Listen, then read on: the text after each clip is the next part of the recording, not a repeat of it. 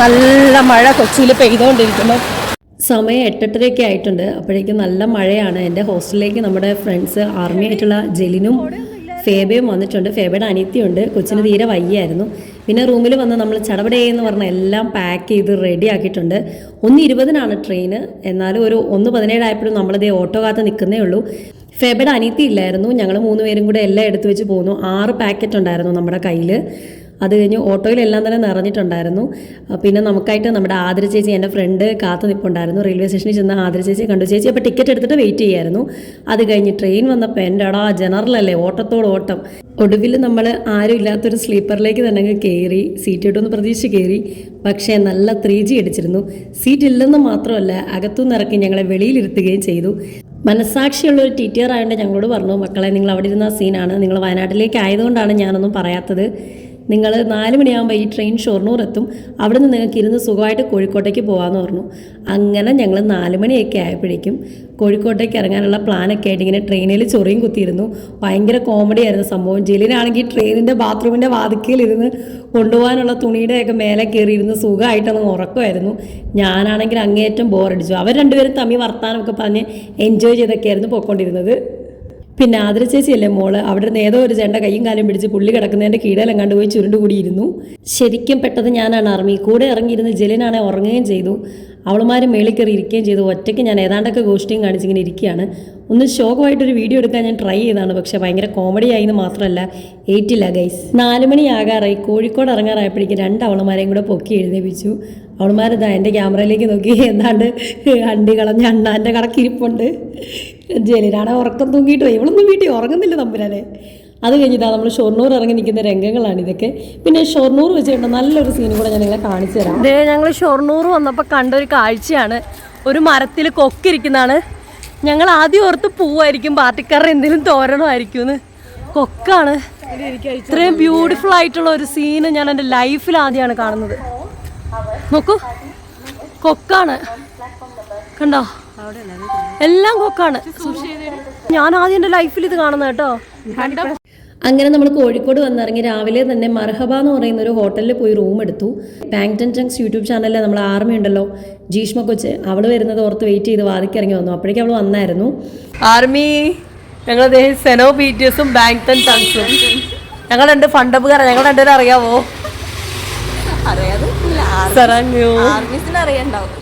Armies നമ്മൾ അറിയായിരിക്കും അല്ലേ. ജീഷ്മയായിട്ട് റൂമിൽ വന്നപ്പോൾ ഇതാണ് റൂമിലെ കാഴ്ച. ഫേബയാണ് ഈ കിടക്കുന്നത്. അപ്പുറത്ത് ആതിര ചേച്ചിയും കിടപ്പുണ്ട്. ജലനാണെങ്കിൽ ഒരു എക്സ്ട്രാ ബെഡ് നിലത്തിട്ട് കിടന്ന് സുഖമായിട്ട് ഉറങ്ങുകയാണ്. ആർമി ഞങ്ങളൊരു റൂം എടുത്തു. ഇതാണ് റൂം. ഓടിച്ച് കാണിക്കാം. റൂം എടുത്തിട്ട് ഞങ്ങള് എല്ലാം ഫ്രഷ് ആയി. നമ്മളിപ്പോ നേരെ കൽപ്പറ്റയ്ക്ക് വിടുവാണ്. നമ്മുടെ കൂടെ എല്ലാം ഉണ്ട്. നോക്ക് നോക്ക് തള്ളേ. അവിടെ ഒരു പതിവ്രത. ഇത് നമ്മൾ ഇവിടുന്ന് പാക്ക് ചെയ്ത് കൊണ്ടുപോയ സാധനങ്ങളാണ്. പിന്നെ കൽപ്പറ്റയിൽ ചെന്നിട്ട് നമുക്ക് പലചരക്കും പിന്നെ ആനിമൽ ഫുഡും ഒക്കെ വാങ്ങാനുണ്ട്. അങ്ങനെ ഇതാണ് നമ്മുടെ ഹോട്ടലിൻ്റെ ഫ്രണ്ട് ഓഫീസ്. ഇതായിരുന്നു കേട്ടോ മർഹബ. നിങ്ങൾ കോഴിക്കോട് വരുവാണെങ്കിൽ ഒരു 1320 രൂപയ്ക്ക് കിട്ടുന്ന നല്ല റൂമാണ്, നല്ല ബാത്റൂമാണ്, നീറ്റാണ്, ഹൈജീനാണ്. അപ്പോൾ ഇവിടുന്ന് ഞങ്ങൾ സാധനങ്ങൾ എടുത്ത് ചെക്കൗട്ട് ആയില്ല, അവിടെ സ്റ്റേ ചെയ്യാനായിരുന്നു പ്ലാന്. അങ്ങനെ നമ്മളൊരു ഓട്ടോ വിളിച്ച് ഇതാണ് നമ്മുടെ കോഴിക്കോട് ടൗണ്. ഇവിടെ വന്ന് നമ്മൾ KSRTC ബസ് സ്റ്റാൻഡിലേക്കാണ് ഇപ്പോൾ പോയിക്കൊണ്ടിരിക്കുന്നത്. തലേദിവസം രാത്രി 8 മണിക്കായിരുന്നു നമ്മൾ ഫുഡ് കഴിച്ചത്. പിന്നെ അതേ ഇപ്പോഴാണ് കഴിക്കുന്നത്. ഇപ്പോൾ സമയം 10:30 ആയിട്ടുണ്ട്. അത് കഴിഞ്ഞ് നമ്മൾ ചായയും കുടിച്ചിട്ടുണ്ടായിരുന്നു. പിന്നെ ആദ്യ ശേഷി മാത്രം കപ്പയും മീൻകറി, ഞങ്ങളെല്ലാവരും പൊറോട്ടയും കടലക്കറിയും മുട്ടക്കറിയൊക്കെയാണ് കഴിച്ചത്. അങ്ങനെ നമ്മളിതാ വയനാട് ചുരം അങ്ങോട്ട് കയറാൻ തുടങ്ങിയിട്ടുണ്ട്. എന്താണെന്ന് അറിയത്തില്ല, എല്ലാ പ്രാവശ്യവും എന്തെങ്കിലുമൊക്കെ ട്രിപ്പ് പോകുമ്പോൾ ഭയങ്കര സന്തോഷമാണ്. പ്രകൃതി കണ്ടു കഴിയുമ്പോൾ ഭയങ്കര ഇരിക്കുമ്പോഴത്തില്ലാത്ത ഹാപ്പിനെസ് ആണ് എനിക്ക്. പക്ഷേ ആദ്യമായിട്ടാണ് പ്രകൃതിയൊക്കെ കണ്ടിട്ട് ഇത്ര കണ്ണ് നിറഞ്ഞ് ശോകമായിട്ട് പോകുന്നത്. ഇത്രയും മനോഹരമായ പ്രകൃതിയെ സംരക്ഷിക്കുന്ന ഒരു ജില്ലയ്ക്ക് ഒരു അവസ്ഥ വന്നെന്ന് ഓർക്കുമ്പോൾ ഭയങ്കര വിഷമം. ഇത് കഴിഞ്ഞിട്ട് നമ്മൾ നേരെ പെറ്റ് ഷോപ്പിലേക്കാണ് പോയത്. ഇവിടെ കൽപ്പറ്റ ടൗണിൽ തന്നെയാണ് ഈ പെറ്റ് ഷോപ്പ് ഉള്ളത്. അവിടെ നല്ലൊരു ചേച്ചിയുടെ ഷോപ്പായിരുന്നു. ചേച്ചി എല്ലാ സാധനങ്ങളും നമുക്ക് എടുത്ത് തന്നിട്ടുണ്ടായിരുന്നു. ചേച്ചി പറഞ്ഞൊരു വാക്കുണ്ട്, മനുഷ്യർക്ക് എല്ലാവരും കൊടുക്കാൻ കാണുമല്ലോ, മൃഗങ്ങളുടെ കാര്യങ്ങൾ ആരും ചിന്തിക്കുമല്ലോ, നല്ല മനസ്സുള്ളതാണ്, എന്താണെങ്കിലും നിങ്ങൾക്ക് ഞാൻ കുറേ സാധനം വില കുറച്ച് തരാം എന്ന് പറഞ്ഞു. പോരാത്തതിന് ഞങ്ങൾക്ക് കുറച്ച് സാധനങ്ങൾ ചേച്ചി ഒരു വില പോലും എടുക്കാതെ തന്നെ ഫ്രീ ആയിട്ട് തരികയും ചെയ്തിട്ടുണ്ടായിരുന്നു. ഇത് കാണുമ്പോൾ തന്നെ നമുക്കൊരു സന്തോഷമല്ലേ. നോക്കിയേ, നല്ല ആനിമൽസിൻ്റെ ക്യൂട്ടായിട്ടുള്ള പിക്ചേഴ്സൊക്കെ വെച്ചിട്ടുള്ള സാധനങ്ങൾ. നമ്മൾ ഡോഗ് ഫുഡ്, കാറ്റിൽ ഫുഡ്, അങ്ങനെ കുറച്ച് സാധനങ്ങൾ നമ്മൾ വാങ്ങി. ഒരു 10,000 രൂപയുടെ ആനിമൽ ഫുഡ് തന്നെ ഞങ്ങൾ വാങ്ങിയിട്ടുണ്ടായിരുന്നു. ചേച്ചി പറഞ്ഞതുപോലെ തന്നെ മനുഷ്യന് കൊടുക്കാൻ ഒരുപാട് പേര് കാണും. സഹജീവികൾക്ക് കൊടുക്കണമെന്ന് ആഗ്രഹിക്കുന്നതും ആ ഒരു ചിന്ത വരുന്നതും വളരെ കുറച്ച് പേർക്കല്ലേ. എന്നാണെങ്കിലും ഞങ്ങളെല്ലാവരും മൃഗസ്നേഹികളാണ്. BTS ഞങ്ങളെ പഠിപ്പിച്ച മറ്റൊരു കാര്യം കൂടിയാണ് സഹജീവികളെ സ്നേഹിക്കാൻ. പറഞ്ഞത് പ്രകാരമാണ് ഇങ്ങനൊരു കാര്യങ്ങൾ ഞങ്ങൾ ആർമിയിൽ ശ്രദ്ധിക്കാൻ തുടങ്ങിയത്. അവരെത്രത്തോളം ആനിമൽസിനെ സ്നേഹിക്കുന്നുണ്ട്, പെറ്റ്സിന് അല്ലെങ്കിൽ സ്ട്രേ ഡോഗ്സിനാണെങ്കിലും ആനിമൽസിനാണെങ്കിലും എന്ത് വില കൊടുക്കുന്നുണ്ടെന്നുള്ളത് ഞങ്ങൾ മനസ്സിലാക്കിയത് BTSലൂടെയാണ്. അതിനുശേഷം നമ്മൾ പലചരക്ക് കടയിലേക്കാണ് പോയിരുന്നത്. അവിടെ ചെന്ന് നമ്മൾ കുറച്ചേറെ സാധനങ്ങൾ വാങ്ങിയിട്ടുണ്ടായിരുന്നു. അരി, ഉഴുന്ന്, പയറ്, പരിപ്പ്, പിന്നെ കറിപ്പൊടികൾ, എണ്ണ, റസ്ക്, ബിസ്ക്കറ്റ്, ഹോർലിക്സ്, അങ്ങനെ കുറച്ച് സാധനങ്ങളൊക്കെ നമ്മൾ അവിടുന്ന് വാങ്ങിയായിരുന്നു. അതെല്ലാം അവർ നല്ല രീതിയിൽ പാക്ക് ചെയ്ത് തരുകയും കുറച്ച് ഡിസ്കൗണ്ട് ഇട്ട് തരുകയും അതുപോലെ തന്നെ എല്ലാം റെഡിയാക്കി ഓട്ടോയിൽ കയറ്റി വെച്ച് തരികയും അവിടെ നിൽക്കുന്ന ഒരു ജോലിക്കാരൻ ചേട്ടനാണ് നമുക്ക് ഈ വീഡിയോ ഒക്കെ എടുത്തത്. അതുവരെ അവർ ചെയ്തു തന്നു. വയനാട്ടുകാർ നല്ല മനുഷ്യരാണെന്ന് നമുക്ക് മനസ്സിലായി. അതിലും നല്ലൊരു അത്ഭുതം എന്ന് പറഞ്ഞാൽ ഈ ഓട്ടോയിലെ ചേട്ടനാണ്. ചേട്ടൻ്റെ വീഡിയോ കവർ ചെയ്യാൻ ഞാൻ മറന്നുപോയി. ഞങ്ങളെ കൊണ്ട് ഒരു അരമണിക്കൂർ അങ്ങോട്ട് ട്രാവൽ ചെയ്തു, ഒരു 15 മിനിറ്റ് ഇങ്ങോട്ട് വന്നു, 45 മിനിറ്റ് ഇതിലേക്ക് ഞങ്ങളെ കൊണ്ടുപോയി. അതായത് നമ്മുടെ മൃഗസംരക്ഷണ വകുപ്പിൽ പോയി, ക്യാമ്പിൽ പോയി. എന്നിട്ടും ചേട്ടൻ വെറും 100 രൂപ മാത്രമാണ് നമ്മളോട് വാങ്ങിയത്. ചേട്ടനോട് ഭയങ്കര റെസ്പെക്റ്റ് തോന്നി. അത് കഴിഞ്ഞിട്ട് ഇതാ നോക്കൂ, നമ്മൾ കൊണ്ടുവന്ന സാധനങ്ങളൊക്കെ അവർക്ക് കൈമാറുകയാണ്. അവിടെ ചെന്ന് കഴിഞ്ഞപ്പം BTSൻ്റെ ആർമിയാന്ന് പറഞ്ഞപ്പോൾ ആ ചെറുപ്പക്കാർ പയ്യന്മാർക്കൊക്കെ മനസ്സിലായി. ഇതെല്ലാം കഴിഞ്ഞിട്ട് എനിക്ക് ഏറ്റവും അത്ഭുതം തോന്നിയത് അകത്ത് ചെന്ന് കഴിഞ്ഞപ്പോൾ ഒരു സാറ് വന്നിട്ട് നമ്മളോട് പറഞ്ഞു, BTSൻ്റെ ആർമിയല്ലേ, ആർമി കയറി വായോ എന്ന് പറഞ്ഞു. അത് ഭയങ്കര സന്തോഷം തോന്നി നമുക്ക്. അത് കഴിഞ്ഞ് നമ്മൾ നേരെ വെച്ച് പിടിച്ചത് മൃഗസംരക്ഷണ വകുപ്പിൻ്റെ ഒരു ഓഫീസ് ഉണ്ടായിരുന്നു. അവിടെയാണ് ആനിമൽ ഫുഡൊക്കെ കളക്ട് ചെയ്യുന്നതിൻ്റെ പോയിന്റ്. അപ്പോൾ നമ്മളവിടെ ഇറങ്ങി എല്ലാ സാധനങ്ങളും വെച്ചു. ആനിമൽസിനുള്ളതൊക്കെ നമ്മൾ ചാക്കണക്കിന് വാങ്ങിയിട്ടുണ്ടായിരുന്നു. അതൊക്കെ അവിടുത്തെ മാഡത്തിന് ഹാൻഡ് ഓവർ ചെയ്തു. അതുപോലെ തന്നെ അവർ ഡോക്ടർ ഉണ്ടായിരുന്നു, സാറാണ്. സാറിനെ കോൺടാക്ട് ചെയ്യാനായിരുന്നു എനിക്ക്. വെറ്റിനറിയിൽ നിന്നും അഗ്രികൾച്ചറിൽ നിന്നൊക്കെയുള്ള സാറുമാർ തന്നിരുന്ന നമ്പർ. ആ സാറിനെ കോൺടാക്ട് ചെയ്തു. ഞങ്ങൾ എല്ലാ സാധനങ്ങളും ഇവിടെ കൈമാറി. അവർക്ക് ഭയങ്കര സന്തോഷമായിരുന്നു. ആനിമൽസിനായിട്ട് ഫുഡ് കൊണ്ടുവന്ന് കണ്ടപ്പോൾ തന്നെ അവർക്ക് ഭയങ്കര ഹാപ്പി ആയിരുന്നു. അധികം ആരും ഇങ്ങനെ കൊണ്ടുവന്നിട്ടില്ല എന്ന് അവർ പറയുകയും ചെയ്തായിരുന്നു. പിന്നെ നമ്മൾ തിരിച്ച് കോഴിക്കോടേക്ക് പോകുന്ന ഉറങ്ങി ശോകം അടിച്ചിട്ടുള്ള യാത്രയാണ് കാണുന്നത്. വയനാടിൻ്റെ മല ഇറങ്ങുമ്പോൾ മനസ്സിലൊക്കെ ഭയങ്കര വിഷമമായിരുന്നു. കാര്യം ഇതുപോലെയൊക്കെ ഫ്രീ ആയിട്ടൊക്കെ ട്രാവൽ ചെയ്തവരും അതുപോലെ തന്നെ സന്തോഷത്തോടെ ഈ ഒരു നല്ല നന്മയുള്ള ഈ ഒരു നാട്ടിൽ സന്തോഷത്തോടെ ജീവിച്ച സാധുക്കളായ ഒരുപാട് മനുഷ്യരെ കൊണ്ടുപോയതല്ലേ. അങ്ങനെയൊക്കെ ഓർക്കുമ്പോൾ നമുക്ക് ഭയങ്കര വിഷമമായിരുന്നു. എന്താണെന്നറിയില്ല, ഭയങ്കര ശോകം തന്നെയായിരുന്നു പോക്കെന്ന് പറയുന്നത്. ആ ഒരു ശോകം മാറ്റിയത് കോഴിക്കോടാണ്. എന്നും എത്ര തവണ പോയാലും എനിക്ക് ഭയങ്കര ഇഷ്ടമുള്ളൊരു സ്ഥലമാണ് കോഴിക്കോട്. നഗരം എന്ന് പറയാം. ഗ്രാമപ്രദേശങ്ങളൊക്കെ എനിക്ക് എല്ലായിടത്തും പോകുന്ന ഇഷ്ടമാണ്. എന്നാൽ ഒരു ടൗണിൽ പോയിട്ട് ആ ഒരു ടൗൺ ഇത്രയേറെ ഇഷ്ടപ്പെട്ടിട്ടുണ്ടെങ്കിൽ അത് കോഴിക്കോടാണ്. കേരളത്തിൽ അത്രയ്ക്ക് എനിക്ക് ഹാപ്പിനെസ് തരുന്നൊരു സിറ്റിയാണ് കോഴിക്കോട്. അവിടുത്തെ ആഹാരം കൊണ്ട് തന്നെ മനസ്സും വയറും നിറപ്പിക്കുന്ന മനുഷ്യരുമാണ്. നല്ല സ്നേഹത്തോടെ വിളമ്പിത്തരുന്ന മനുഷ്യരാണ്. നല്ല ഇടപെടലും കാര്യങ്ങളും ഒക്കെയാണ് കോഴിക്കോട്. രുചിയുടെയും നന്മയുടെയും ഒക്കെ ഒരു സ്ഥലം കൂടിയാണ് കോഴിക്കോട്. എനിക്ക് ഫീൽ ചെയ്ത കാര്യമാണ് കേട്ടോ ഞാൻ പറയുന്നത്. നമ്മൾ ആദ്യം തന്നെ ഞങ്ങൾ ബീച്ചിലേക്ക് പോയപ്പോൾ ഒരച്ചൈസ് കിട്ടുന്ന കടയിലേക്കാണ് പോയി, ഐസ് വരുതിയിലോട്ട്. അത് കഴിച്ചിട്ടായിരുന്നു എനിക്ക് സമാധാനം വന്നത്. ജീഷ്മയ്ക്കും അത് ഭയങ്കര ഇഷ്ടപ്പെട്ടു. ജീഷ്മയ്ക്ക് പിന്നെ ഇതൊക്കെ സർവ്വസാധാരണം. അവളുടെ അടുത്ത് തന്നെയല്ലേ, കുറച്ചൊക്കെ പോയാൽ മതിയല്ലോ മലപ്പുറം വരെ. അത് കഴിഞ്ഞപ്പോഴേക്കും നമ്മൾ ബീച്ചിലേക്ക് ഇറങ്ങി. ഭയങ്കര ലെവലായിരുന്നു. എൻ്റെ പിന്നെ എത്ര കണ്ടാലും എനിക്ക് കടൽ കണ്ട കൊതി തീരുകയല്ലേ എൻ്റെ തമ്പുരാനെ. എന്നാ ഇളക്കമായിരുന്നു. എനിക്ക് ഈ കടൽ കണ്ടു കഴിഞ്ഞാൽ ഞാൻ LKGയിലോട്ടൊക്കെ പോകും കേട്ടോ. വട്ടുപിടിച്ച് നാട്ടുകാർ കാണുന്നുണ്ടോ, അയൽവക്കത്ത് നിൽക്കുന്നവർ കാണുന്നുണ്ടോ, ഒന്നുമില്ല. ഞാൻ കെട്ടിമറിയാണ് കടലിൽ പോയാൽ. കോഴിക്കോട് പലതവണയൊക്കെ പോയിട്ടുണ്ടെങ്കിലും നോർത്ത് കേരളത്തിലൊക്കെ പോയിട്ടുണ്ടെങ്കിലും ആദ്യമായിട്ടാണ് കല്ലുമ്മക്കായ കഴിക്കുന്നത്. അതും ഞാൻ മേടിച്ച കല്ലുമ്മക്കായ ആദ്യ ചേച്ചി പിടിച്ചതിന് എനിക്ക് ദേഷ്യവും കൂടെ വന്ന് ഞാൻ വഴക്കും ഉണ്ടാക്കി. കല്ലുമ്മക്കായ എനിക്ക് ഭയങ്കര ഇഷ്ടപ്പെട്ടു.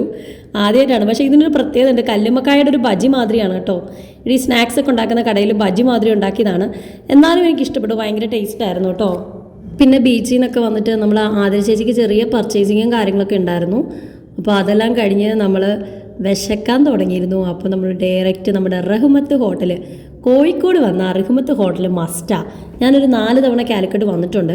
ആ 4 തവണയും ഞാൻ ഫുഡ് കഴിച്ചിട്ടുള്ള റഹ്മത്ത് ഹോട്ടലിൽ നിന്നാണ്. അവിടുത്തെ ബീഫ് ബിരിയാണി എനിക്ക് ജീവനാണ്. കാര്യം ഇത്രയും ടേസ്റ്റുള്ളൊരു ബിരിയാണി ഞാൻ ഇന്നുവരെ കഴിച്ചിട്ടില്ല. എനിക്ക് തോന്നുന്നു ഈ ഹൈദരാബാദ് ബിരിയാണിയൊക്കെ ഭയങ്കര സംഭവമാണെന്ന് എല്ലാവരും പറയും. പക്ഷേ ഞാൻ ഹൈദരാബാദ് ഉണ്ടാകുമ്പോൾ ഹൈദരാബാദ് ബിരിയാണി കഴിച്ചിട്ടുണ്ട്. പക്ഷേ എനിക്കൊന്നും മനസ്സിന് സംതൃപ്തി കോഴിക്കോട് ബിരിയാണിയാണ്. പ്രത്യേകിച്ച് റഹ്മത്ത് ഹോട്ടലിലെ ബീഫ് ബിരിയാണി എന്താ അതിൽ മാജിക് എന്നൊന്നും എനിക്കറിയില്ല. ഭയങ്കര ലെവലാണ്. പിന്നെ റോസ്റ്റ് ബീഫ് ബിരിയാണിയാണ് ഞാൻ ഇപ്രാവശ്യം ഓർഡർ ചെയ്തത്. നല്ല ടേസ്റ്റ് ആയിരുന്നു. ആ ഒരു ചേച്ചി മാത്രം സാധാരണ ബീഫ് ബിരിയാണി ഓർഡർ ചെയ്തിട്ട് എൻ്റെ പാത്രത്തിൽ കൈയിട്ട് വരുന്നുണ്ടായിരുന്നു. അങ്ങനെ റൂമിൽ വന്ന് ഫ്രഷായി നേരെ കയറി കിടക്കാമെന്ന് ഓർത്തു. കാര്യം ഒരുപാട് ടൈം നമുക്ക് സ്പെൻഡ് ചെയ്യാനില്ല. എല്ലാവരും ഒന്നാമത് ടയേർഡാണ്, രാവിലെ തിരിച്ച് പോകേണ്ടതാണ്. അതുകൊണ്ട് അതൊരു വിഷമമായിപ്പോയി ഞങ്ങൾക്ക്. റൂമിലധികം ടൈം എടുത്തില്ല ഞങ്ങൾ. പിന്നെ ഞങ്ങളിതാ പിറ്റേ ദിവസം രാവിലെ റെഡിയായി. റൂം പൂട്ടുന്നതിൻ്റെ വീഡിയോ എടുക്കെന്തു നീ ഞാൻ എടുക്കാടി എന്നും പറഞ്ഞ് ഫോണൊക്കെ പിടിച്ച് മേടിച്ച് ആദ്യം ചേച്ചി റൂം പൂട്ടുന്നതിൻ്റെ വീഡിയോ ഒക്കെ എടുത്തിട്ടുണ്ട്. എനിക്ക് വേണ്ടിയിട്ടല്ല, പുള്ളിയുടെ ഇൻസ്റ്റയിലൊക്കെ ഇടാനായിട്ടാണ് കേട്ടോ. പക്ഷേ അതിപ്പോൾ എനിക്കും കൂടെ ഉപകാരപ്പെട്ടു എന്ന് പറയാം. പിന്നെ ഹോട്ടലിൻ്റെ മുന്നിൽ വന്ന് നിന്ന് ഫ്രണ്ട് ഓഫീസിൽ നിന്ന് ഞങ്ങളുടെ കുറച്ച് പട്ടി ഷോ ഒക്കെ ഉണ്ടായിരുന്നു. അതൊക്കെ എങ്ങനെ വരും, ആ ചേട്ടൻ വേണമെങ്കിൽ സഹിച്ചാൽ മതി. ഞങ്ങൾ പിന്നെ അവിടെ നിന്ന് കുറച്ച് നന്ദി പറച്ചിൽ വീഡിയോ ഒക്കെ എടുത്തിട്ടുണ്ടായിരുന്നു. നമ്മൾ കൊച്ചി എത്തുമ്പോഴേക്കും എന്നാണെങ്കിലും ഉച്ചയ്ക്ക് ഒരു 2 മണി 3 മണിയൊക്കെ ആവും. അതുകൊണ്ട് ഞങ്ങൾ ബ്രേക്ക്ഫാസ്റ്റ് കഴിക്കാൻ കയറിയപ്പോഴാണ് ഈ സാധനം കണ്ടത്, മധുരവട. അത് എനിക്ക് ഭയങ്കര ഇഷ്ടപ്പെട്ട്. എവിടെയാണോ ഫുഡ് ഉണ്ടെങ്കിൽ ഞാൻ ഹാപ്പിയാണ്. പിന്നെ കോഴിക്കോടിനുള്ളൊരു സ്നേഹം തന്നെയാണെന്ന് തോന്നുന്നു. നല്ല ഫുഡും മധുരവും സ്പൈസും ഒക്കെ ഉള്ളൊരു ജില്ലയാണ്.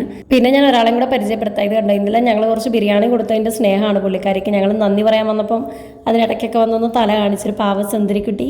ജീഷ്മ കൊച്ചു പോയപ്പോൾ എനിക്ക് വിഷമം വന്ന്, അവൾ മലപ്പുറം ആയതുകൊണ്ട് അവളെ ഓട്ടോ കയറ്റി വേറെ ബസ് സ്റ്റോപ്പിൽ നിന്നാണ് പോകുന്നത്. അപ്പോൾ അവളെ അങ്ങോട്ട് കയറ്റി വിട്ടു.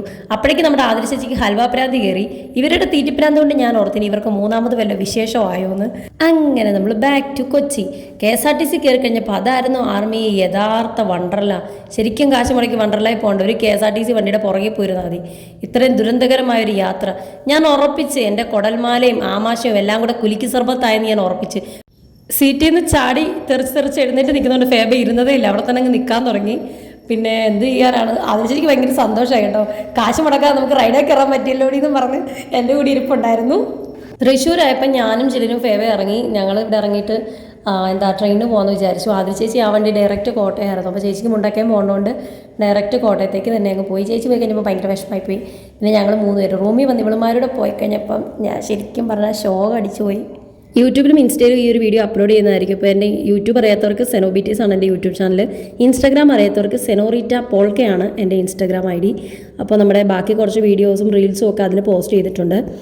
അപ്പോൾ അടുത്തൊരു വീഡിയോ ആയിട്ട് വരുന്നവരെ ബൈ, സരാങ്ങയോ.